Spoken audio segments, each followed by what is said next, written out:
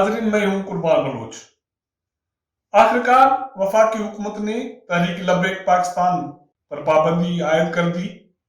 दहशतगर्दी एक्ट में तरमीम का इशारा जारी कर दिया गया। क्या ये जस्टिस काजी फायज ईसा के फैसले की तौसीक है? क्योंकि एक तरफ उसके खिलाफ रेफरेंस जो दाखिल हुआ था, उसका फैसला, उस पर नजरसानी का अमल जारी है, और जस्टिस काजी फायज ईसा कहते हैं कि वो रेफरेंस फैजाबाद धरने के फैसले का शाखसाना है। न सिर्फ इतना, उन्होंने अपने ब्रादर्स में ब्रादर यूसुफ की भी निशानदेही की। जस्टिस सईद खोसा पे इल्जामात लगाए और जस्टिस अजमत सईद पे भी इल्जामात लगाए। आखिर सच्चाई सामने आ गई।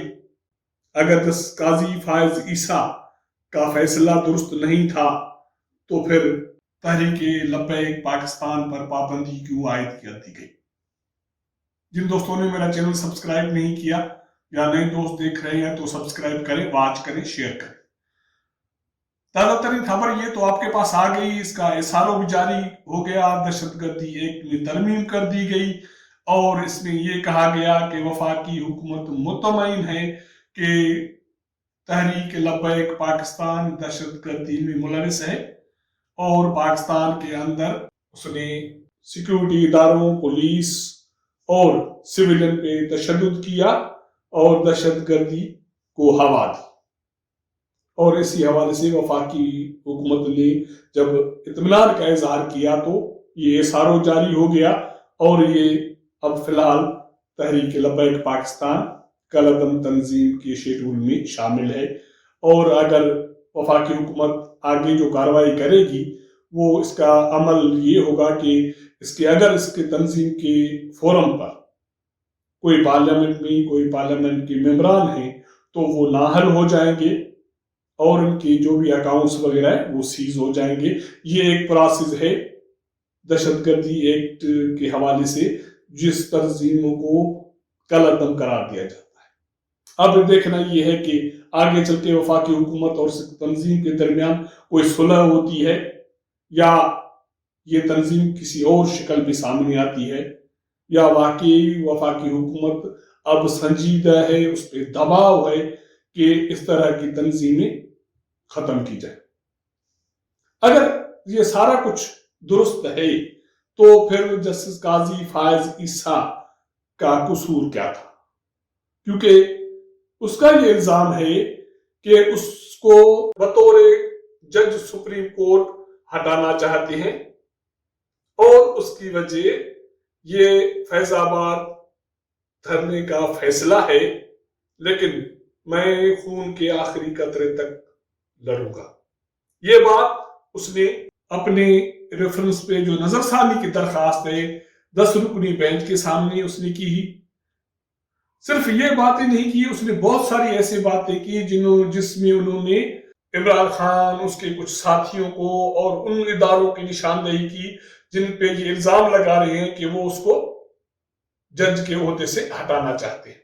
वो ये कहते हैं कि मेरा कसूर और कुछ नहीं है। जब वो बेंच के कटहरे में आके खड़े होते हैं अपनी रेफरेंस के, अपनी दरखास्त पे दलाल देने के लिए, क्योंकि वो चाहते हैं कि रेफरेंस पे नजरसानी दरखास्त उसकी समाअत की जाए, उसको काबिल कबूल करार दी जाए, क्योंकि उसकी एक दरखास्त रिजेक्ट हो गई जिसमें उसने ये इस्तदा की थी कि उसकी जो दरखास्त है उसकी लाइव नशरियात की जाए।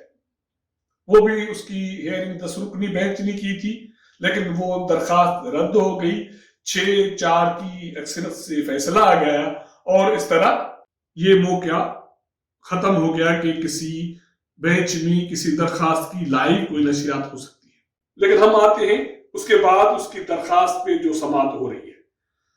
जस्टिस काजी फायज ईसा ने बेंच के सामने ये कहा है कि मैं आम शहरी के तौर पे दलाइल दे रहा हूं, न मैं वकील के तौर पे दलाइल दे रहा हूं, न मैं एक जज दलाइल दे रहा हूं, लेकिन मैं अपनी बेटी और बीवी से माफी का तलबगार हूं क्योंकि मेरी वजह से वो केस भुगत रही।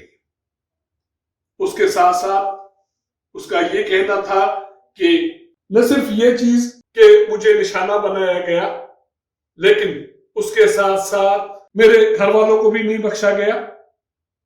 اب یہ صورتحال یہ ہے کہ میں انصاف کے لیے یہاں کٹہرے بھی کھڑا ہوں اور میں اپنے کیس کے لیے دلائل دے رہا ہوں کہ میرے کیس کی سماعت کی جائے اور جلد اس کو منطقی انجام تک پہنچایا جائے۔ وہ کہتے ہیں کہ میرے ساتھ کیا کیا نہیں کیا گیا۔ جب یہ معاملہ، میرا ریفرنس کا معاملہ سپریم جوڈیشل کونسل میں چلا گیا تو میرے برادر ججوں نے مجھے پاگل شخص قرار دے دیا۔ سابق چیف جسٹس آف پاکستان پہ وہ الزام لگاتے ہیں کہ جسٹس آصف سعید کھوسا نے میرا موقف سنے بغیر میرے پیٹھ پہ خنجر مارا۔ وہ اس روشنی میں کہتے ہیں کہ جب اس کے خلاف یہ ریفرنس داخل ہوا تھا تو وہ چھٹی پہ گیا ہوا تھا، اس کے والد کی طبیعت ٹھیک نہیں ہوئی تھی، تو اس کی غیر موجودگی میں اس کے ریفرنس پہ کارروائی شروع ہوئی تھی۔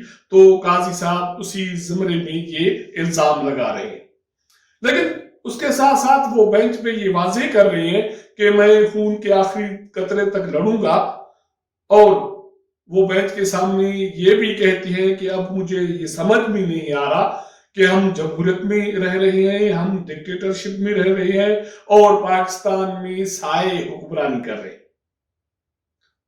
جسٹس مقبول باقر صاحب نے اس کو 1-2 مرتبہ یہ ریکویسٹ کی کہ مہربانی کر کے اپنے کیس پہ دلائل دیں، یہ سائے، یہ برادر یوسف وغیرہ، یہ کیا آپ چیزیں کھول کے بیٹھتے ہو، ہمارے لیے مسائل کرتے ہو۔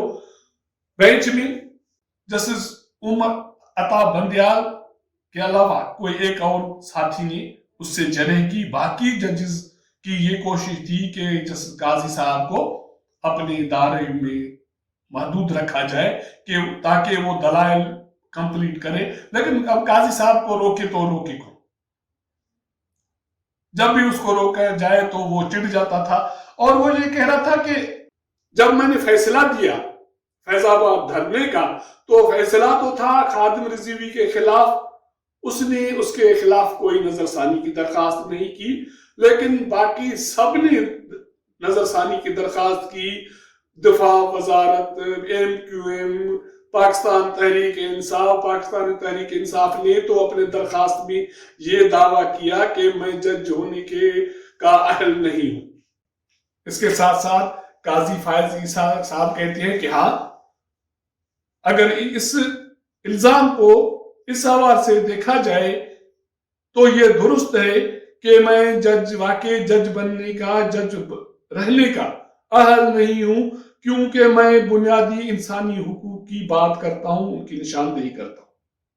اپنے کیس پہ میں دلائل اب بھی دے رہا ہوں، لیکن بہت سارے ایسے سوالات ہیں جو مجھے جھنجھوڑتے ہیں کہ میں کس سوسائٹی میں ہوں، کس لمحے میں اپنی چیزیں آپ کے سامنے رکھ رہا ہوں، اور میں یہ شعر بھی آپ کے سامنے پیش کرتا ہوں کیونکہ مجھے یہ یقین ہے یا مجھے یہ لگتا ہے کہ بہت کم امکانات ہیں کہ مجھے انصاف ملے، لیکن میری کوشش یہ ہے اور میری یہ جدوجہد جاری رہے گی کہ میں انصاف پا سکوں، حاصل کر سکوں۔ آگے چل کے وہ کہتے ہیں کہ شہزاد اکبر، اس کو تو جیل میں ہونا چاہیے، وہ PTI کا کارکن رہا ہے، 8,000 تنخواہ پہ اس نے ملازمت شروع کی، اب اس کی بلے بلے لگی پڑی ہے۔ تو جسٹس باقر نے اس کو پھر یہ ریکویسٹ کی کہ مہربانی کر کے آپ تحمل کا مظاہرہ کریں، آپ اپنے کیس پہ رہیں، لیکن جسٹس قاضی فائز عیسیٰ باز آنے کے لیے تیار نہیں۔ اس کے الزامات آلموسٹ وہی ہیں کہ کوئی مجھے کیا، وہ نام تو نہیں لے رہا لیکن وہ اشارے واضح کر رہا ہے کہ مجھے یہ بہت سارے لوگ قوتیں بطور جج سپریم کورٹ ہٹانا چاہتی ہیں، اور اس کی مین وجہ فیض آباد دھرنا ہے۔ یہ وہی فیض آباد دھرنا ہے جس کی تنظیم پہ وفاقی حکومت نے دہشت گردی ایکٹ کے تحت پابندی عائد کی ہے اور اس کو کالعدم قرار دے دیا ہے۔ اب دیکھنا یہ ہے کہ ان دونوں صورتوں میں سچ کون بول رہا ہے، اور سچ کا بول بالا ہونا چاہیے۔ اگر ہمارا یہ ویلاگ آپ کو پسند آئے تو اپنے دوستوں کے ساتھ ضرور شیئر کیجیے گا۔ آپ کو ہم اپڈیٹ کرتے رہیں گے نئی صورتحال کے ساتھ، تب تک اجازت دیجیے گا۔ اللہ حافظ۔